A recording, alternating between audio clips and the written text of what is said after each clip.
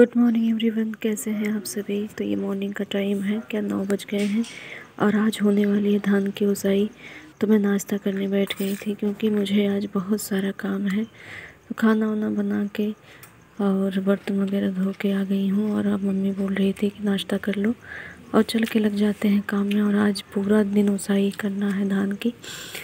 तो धान बहुत ज़्यादा है इस टाइम और 3-4 दिनों से हो रही थी, लेकिन आज मेरा दिमाग एकदम ख़राब हो गया था। मम्मी बार बार यही बात बोली जा रही थी कि आज इसको ख़त्म ही करना है, चाहे कुछ भी कर लो।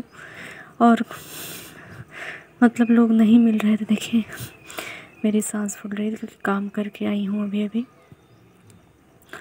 तो उधर जो है मम्मी काम करने लगी थी। मैंने कहा तब तक मैं लगे हाथ पूजा की साफ़ सफाई, क्योंकि एक काम तो होते नहीं, इतने सारे काम होते हैं कि समझ ही नहीं आता कि कैसे क्या मैनेज करूँ। तो यहाँ पूजा के रूम की साफ़ सफाई करके फूल वगैरह तोड़ के रख दिए क्योंकि पापा पूजा करते।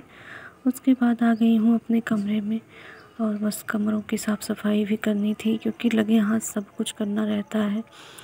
और आज मैंने ये सोच लिया था कि आज कुछ भी हो जाए लेकिन ये ओसाई वाला काम आज ख़त्म ही कर लेंगे हम लोग। तो मम्मी कही कि अभी किसी को उन्होंने कहा था कि मतलब बगल में कि आके हमारी हेल्प कर लीजिए, जो आपका चार्ज होगा ले लीजिएगा। तो लाइट चली गई थी तो वो औरत खाना खाने चली गई थी अपने घर पे। तो यहाँ मैंने कहा कि चलो जब तक लाइट नहीं आती तब तक मैं अपने रूम की साफ़ सफाई कर लेती हूँ। तो यहाँ आ गई थी और मम्मी भी तब तक जो है कुछ नाश्ता वगैरह करने लगी थी कि नाश्ता कर लेती हूँ। और यहाँ मैं घर की साफ़ सफाई करने लगी थी। इधर बीच धूल प्रदूषण इतना ज़्यादा है कि गंदगी इतनी ज़्यादा हो जाती है कमरों में कि रोज़ ही हम लोग झाड़ पोंछ करते हैं, मतलब फिर भी जो है गंदगी बनी रहती है। और दोस्तों, गंदगी में अगर आप थोड़ी भी धूल प्रदूषण में आप रहते हो तो सांस की प्रॉब्लम हो जाती है, खांसी आने लगती है, सर्दी जुकाम हो जाता है।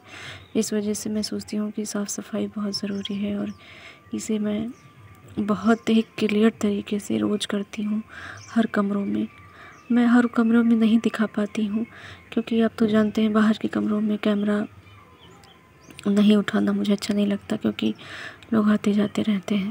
लेकिन मैं अपने कमरों में और अदर कमरों में आप लोगों को कई बार मैंने दिखाया है कि मैं किस तरीके से क्लियर करती हूँ अपने कमरों को। भले ही हम लोग गांव में रहते हैं लेकिन आप मेरे घर में मेरे कमरों में बैठ के आपको नहीं लगेगा कि यहाँ खेत के खलिहान भी हैं और लोग कैसे रहते हैं। यहाँ भी बहुत अच्छे तरीके से हम लोग अपने घरों को रखते हैं और पूरा ख्याल रखा जाता है कि किसी तरीके की डस्टिंग ना हो हमारे घरों में। तो कमरों की अच्छे से साफ़ सफाई करने के बाद आ गई थी गैलरी में। यहाँ कुछ लोग मतलब कि कुछ महिलाएं मतलब आई हुई थी घर पे। मतलब होता है ना कि कभी जैसे किसी को कोई ज़रूरत रहती है कोई सामान की, तो हमारे यहाँ सारी चीज़ें उपलब्ध रहती हैं तो लोग आ ही जाते हैं। तो वही मैं उन लोगों को बोली जा रही थी, इसलिए मैंने कैमरा अपने हाथ में ले लिया था। और यहाँ काम वाम करने के बाद आ गई थी नहा के, बाल धुल लिया था क्योंकि धूल तो वैसे भी उड़नी थी लेकिन फिर भी मेरा मन कर रहा था कि बाल धुल लूँ। और अभी तक लाइट नहीं आई थी यहाँ पर और बाल भी मेरे बहुत झड़ रहे हैं, इसलिए मैं 2-3 दिनों पे अपने बाल अच्छे से धो लेती हूँ। तो देखिए यहाँ शाम का टाइम है, मतलब 5 बज गए थे और लाइट आ गई है।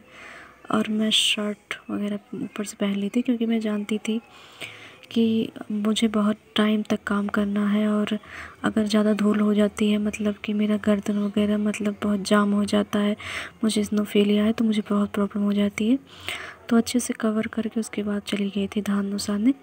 अब देखिए अब भी आई हूँ, रात के 8 बज गए हैं और फिर से कपड़ा वगैरह चेंज करके नहा वगैरह कर आई हूँ और सारा काम हो गया है पूरा। तो मैं अपनी वीडियो एंड कर रही हूँ दोस्तों, बने रहिए एंड तक।